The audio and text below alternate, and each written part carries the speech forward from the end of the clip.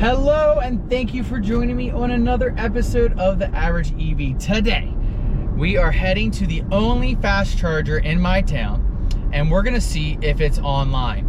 Now, it has been offline, not working for 4 months now, and I looked in the app and it said it's there. So I'm gonna go test it out, I'm gonna see if it's working, and then I'm gonna kind of give my thoughts surrounding the fact that it took 4 months for BGE to fix the only fast charger in my town. Let's get into it.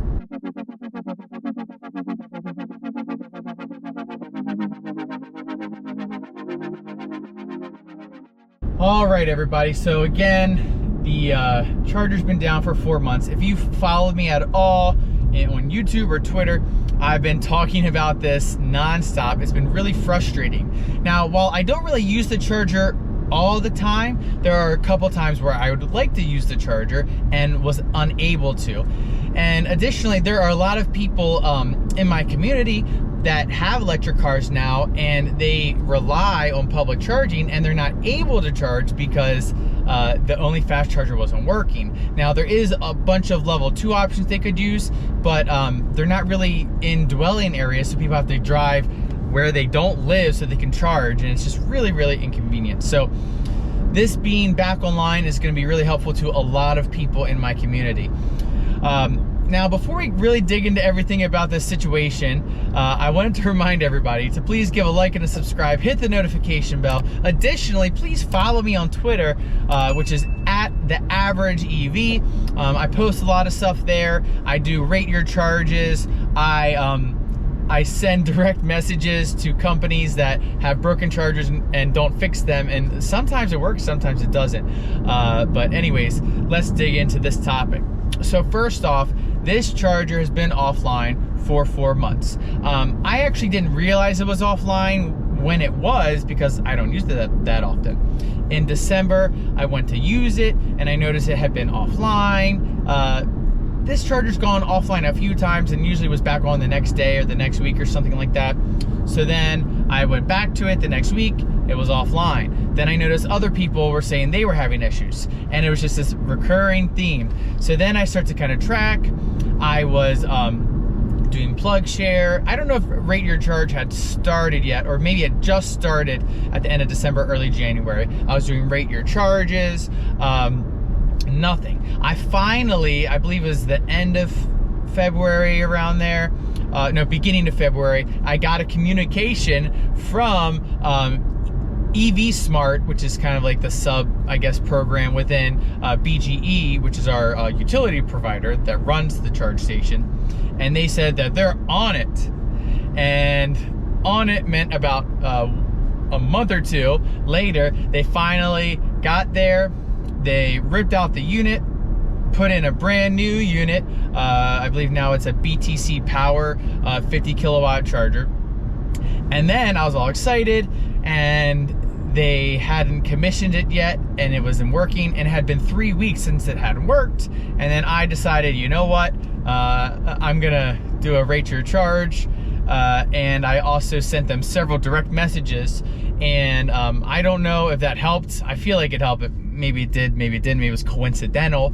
But the next day, which was yesterday, I noticed this, the station magically appeared on the app. So that's why we're here now, driving to the station to see if it's actually working or not. I'm hoping it is, and that'll be a really great win for all of Westminster, which is where I live. So we're gonna get there, we're gonna check it out, see if it works, and then I'm gonna kind of give some thoughts about this whole process and how I think it's gotta change if EV adoption is gonna work in the United States. All right, everybody, we're here at the station. It is in the ground and it's got power. And you might notice there's a little bit of issue. This kind of looks like the EVgo interface, but the screen is like not fitting everything on it. It's like too enlarged, which is very interesting. So we're gonna try it out and we're gonna see if it works. So pop it open, plug it in. Here we go. Plugging it in. Oh, you can tell it's a nice fresh cable. go to the app. And I don't know if you all can see this, but here it is. It's showing up in the app now. CCS available, start charge. On the app, it's saying processing, has started charging, and let's see what happens here. Oh, kicked on.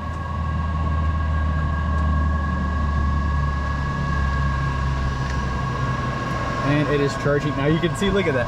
I'm gonna report this to them, but it is working, giving power. My lights are green. Let's go inside and see what we got going on. All right, we're inside and we've got 42 kilowatts at 72%. It hasn't worked in 4 months and now it is. The screen's a little messed up, but I'm gonna contact EV Smart, BGE, and Shell Recharge just to let them know, so hopefully they can fix that. But it's working. I'm very glad that it's finally working. I wish it hadn't have taken this long, but here it is, it's working, and now everyone in Westminster can finally fast charge if they need to. Now it's only 50 kilowatts, but it's still better than the level 2 that is all we have had for like 4 months. All right, everybody, this is a little bit ceremonious. Sorry if it's a little blurry, but I'm gonna give it a good check-in on PlugShare. Hold up, there we go. Check in, charge successfully, even though I'm actually not quite done yet, but I will be.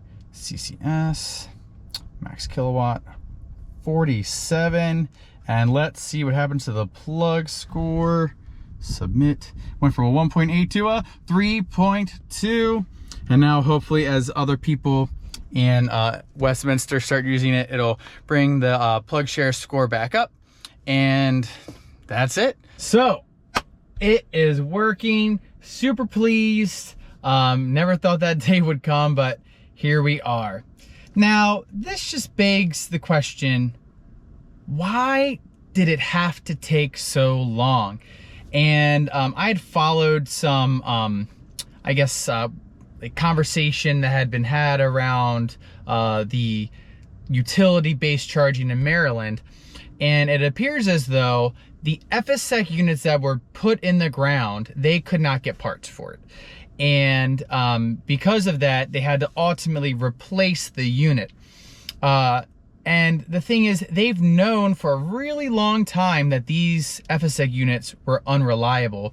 And based on the conversation I heard, they had these units in a warehouse waiting to be deployed. And it is my understanding that they have parts, or it's easier to obtain parts for these BTC units in the need of repair and for all the maintenance that's needed to keep them up. So that begs the question, why did they wait until they didn't work anymore instead of just replacing them so that it could have been a really short amount of downtime and affected the customers the least? I don't know. It's really frustrating because if you followed any of my coverage on this, it's been 4 months. There are people who have electric vehicles who do not have access to home charging, and this is the only fast charging they can use. The fast charging is important because if someone lives in an apartment, has an electric vehicle, and wants to charge up, they have basically 2 options if there's no charging at their apartment complex. They can either use a fast charger and only waste, I don't know, 15 to 35, 40 minutes of their time, or they have to park themselves at a level 2 charger for an extended period of time, 1, 2, 3 hours, maybe more, so that they can get enough charge for their daily and weekly driving. It just is absolutely unacceptable that it takes this long for a charger to get back up online. And it affected a lot of people. Another thing, I was driving by one time and I noticed there was a driver, I believe it was an XC40 or a C40, whichever, one or the other. And they're from Pennsylvania, so they're clearly driving through. And they thought, okay, this is on one of the apps. I want to come here. I want to charge up. That way I can get home. And they probably needed enough charge to get home, and they couldn't because the station was down. At that point, the new unit was in the ground, but it hadn't been commissioned yet. So people, or that person in that case, couldn't get a charge and had to plug into a level 2 charger. They probably went and got dinner, some drinks, and waited until they had enough charge to get them to another charger or home. And that is just really unfortunate. At the end of the day, it's really bad for EV adoption, because that person, I wanted to talk to them, but they never came back when I was here. They had a really bad experience, and maybe they don't want to have an EV anymore because it's not convenient right now because the infrastructure isn't solid enough. And that is really unfortunate. And in this case, these units are installed by BGE, which is one of our local utilities, and there's actually a program for the utilities to have public charging, and in my opinion, they're failing. So they're getting some public funding, and then they're using their customers' money to install these units that they're not upkeeping, which in my opinion is just really, really unacceptable. While I'm glad that it's fixed, it should have taken, in my opinion, a day or two to get it fixed. Now, since they had to put a whole new unit in, I know there's some other processes they have to go through. In that case, like a week or two.